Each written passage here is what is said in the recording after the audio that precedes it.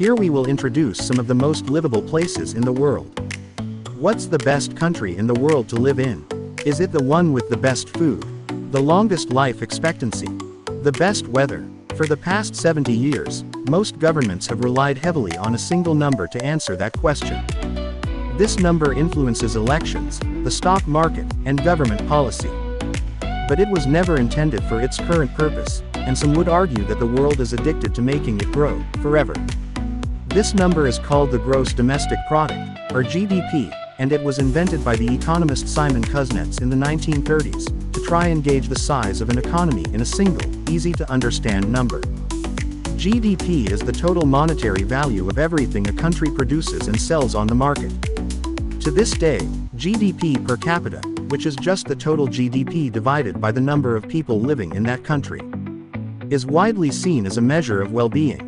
But GDP doesn't actually say anything direct about well-being, because it doesn't take into account what a country produces or who has access to it. $1 million of weapons contributes the exact same amount to a country's GDP as $1 million of vaccines or food.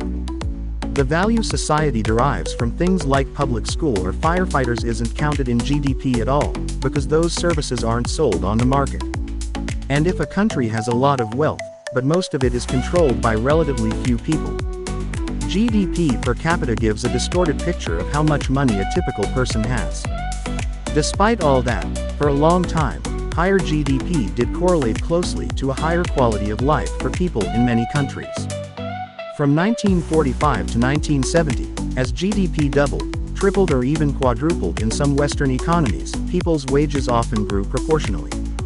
By the 1980s, this changed. Countries continued to grow richer, but wages stopped keeping pace with GDP growth, or in some cases, even declined. And most of the benefits went to an ever smaller percentage of the population. Still, the idea of capturing a nation's well-being in a single number had powerful appeal.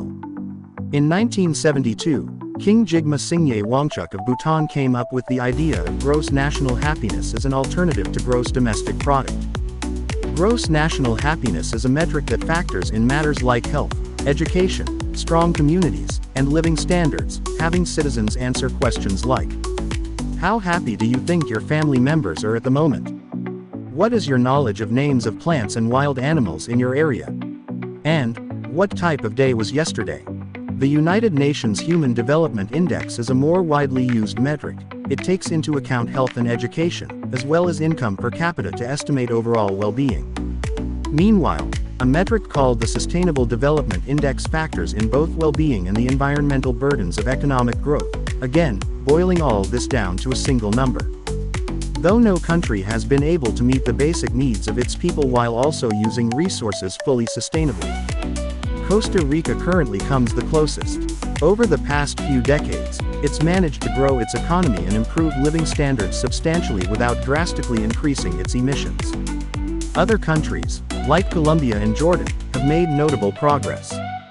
Costa Rica now has better well-being outcomes like life expectancy than some of the world's richest countries.